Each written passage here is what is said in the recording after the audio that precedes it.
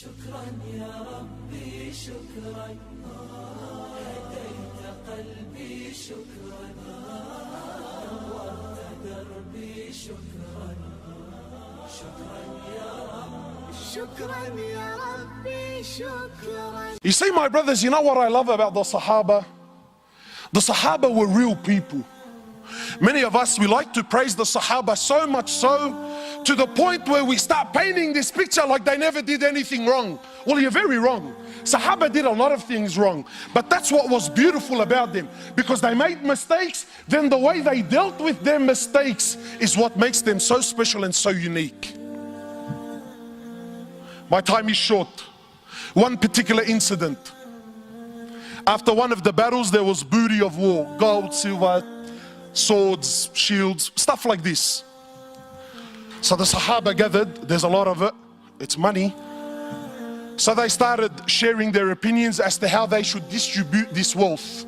And please don't listen to the story for the sheer entertainment of it. Live the story, brother. Try to imagine. I'm not sharing with you Walt Disney fairy tales. These are real stories of your fathers. Why? Not to entertain you, but to learn. Because you know what, my brothers, the truth is, when really push comes to shove, we don't follow the sunnah of Rasulullah sallallahu alayhi wasallam. Deep down, we're gangsters. That's what we are, man. And being a gangster doesn't necessarily mean you got tattoos and you used to sell drugs on the streets. Wallahi, I know Abu Ali's and Abu Ahmed's that are more gangsters than any youngster on the street today can ever be. Gangster with your character and your attitude. We don't follow Rasulullah. We follow people like Tony Montana in Scarface, yeah, and Tupac in Mabarif Shoo, and that's it, brother. That's the way it is, cuz. That's how it is on the streets, brother. What deen is this, man? So the Sahaba, each man gave his opinion. Then Abu Dhar gave his opinion on the matter. For those of you who don't know Abu Dhar is Arab. Yani he makes an Arab feel like he's a non-Arab. You can't be any more Arab than what Abu Dhar was. So Abu Dhar also gave his opinion. Today, mosques. I was in Canada, the brother. Mosques are waiting in courts to deal with their issues. Why? Because, brother, I gave my opinion and this guy disrespected me when we were in the meeting, so now it's me versus him. And mosques are going to war with each other. Why? Who's hit it? Brother, I gave my opinion. What, and he went against me? Doesn't he know who I am? I've been here for 10 years, brother. This guy's only been on the board for 5 years. These are the people that are leading our masajid, mashallah. So Abu Dhar gave his opinion. Then the next person was Bilal radiallahu ta'ala anhu. Bilal is the muaddin of Rasulullah sallallahu alayhi wasallam. Bilal not only used to be a slave, but an Abyssinian slave, meaning he was black. So as far as society is concerned, talk about being rock bottom. But you see, Islam came to break this. So when Bilal gave his opinion, he says, Abu Dhar, I disagree with you. Allahu A'lam, I think this is what we should do with the wealth. So Abu Dhar, imagine being put on the spot in front of everyone. He says, even you, ya Bilal, even you son of a black woman, even you're going to disagree with me today. These are big words. So Bilal, rightfully so, got very upset. He picked himself up and went to the Prophet of Allah. Now I want to pause here for a minute because I want to prove my point that we don't follow the sunnah of Rasulullah sallallahu alaihi wasallam. We follow the sunnah of who? Sheikh Tony Montana, mashallah, and Maulana Tupac. When we hear the story of the Sahaba, we exclude our life and our societies. Well, because it's different times. My brothers, I want to ask you sincerely, and I want you to answer sincerely. This act that Bilal did by picking himself up and going to the Prophet of Allah to complain. What is this act called in this day and age that we live in today?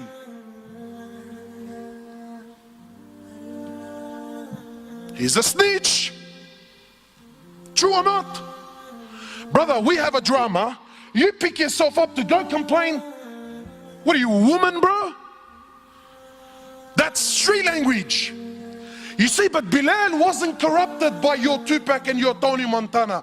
Bilal was affected by your Prophet, who you claim that you follow. You see, Bilal had something in his heart, so he went to someone that can help him with this situation. You and I, nah. That makes me less of a man. Nah, Habib. I'm gonna hold it in my heart. For the next 20 years, I'm gonna thrash him, backbite him, wipe the floor with him, slander him with any opportunity that I can get for the next 20 years.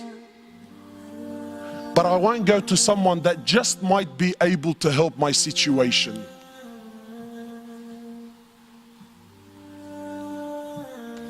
So Bilal goes, he tells the Prophet of Allah. The Prophet of Allah became furious.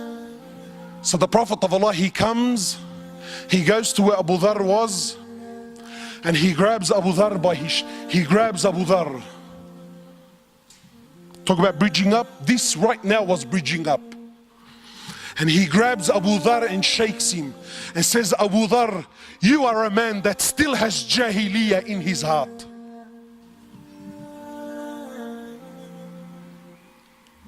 So what did Abu Dharr do? That little Aqday, is that what he said? Eid al-Quran, that's not what I said. Allah, wallahi, I didn't mean it like that, bro. See, let me tell you the difference between a man and a so-called man.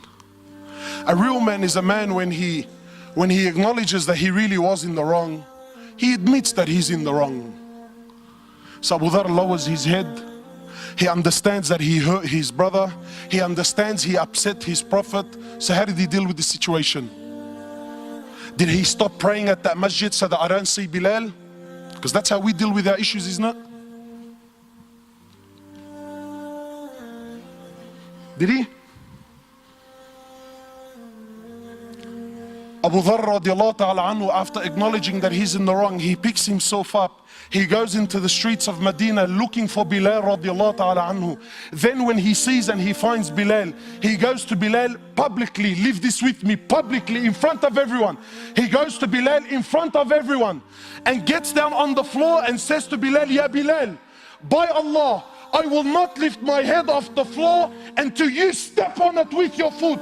And let it be known right here, right now in Medina, which one of us today is the honored and which one of us today, Ya Bilal, is the dishonored one.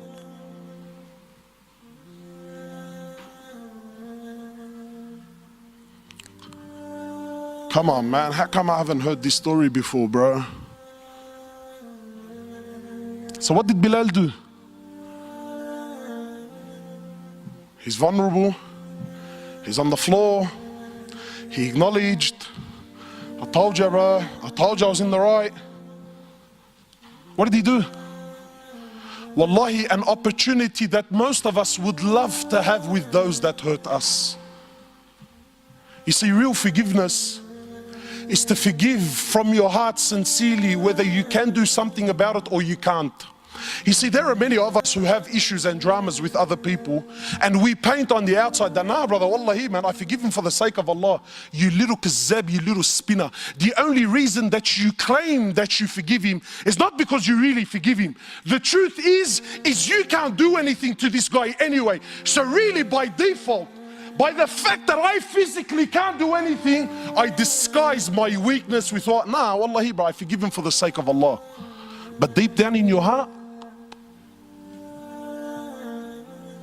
deep down in your heart, if you got the news that a bus hit him, your heart will start to do the dabki, bro.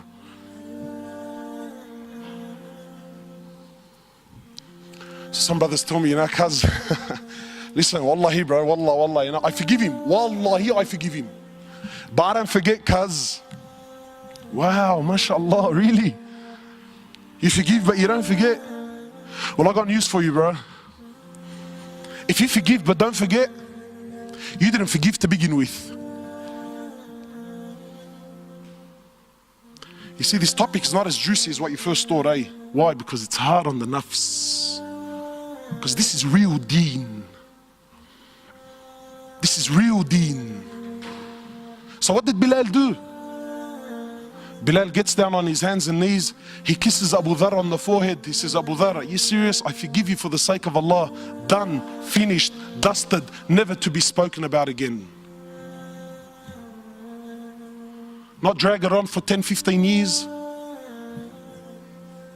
Not forget the fact that hours before this, they were both on the same battlefield fighting for the same Lord. See, we don't have this in our societies anymore, man. Why? Because today weakness is seen as what? Forgiveness is seen as what? But that's weakness, brother. La Habib. That's a real man. شكرا يا ربي شكرا هديت قلبي شكرا نورت دربي شكرا شكرا يا رب شكرا يا ربي شكرا هديت قلبي شكرا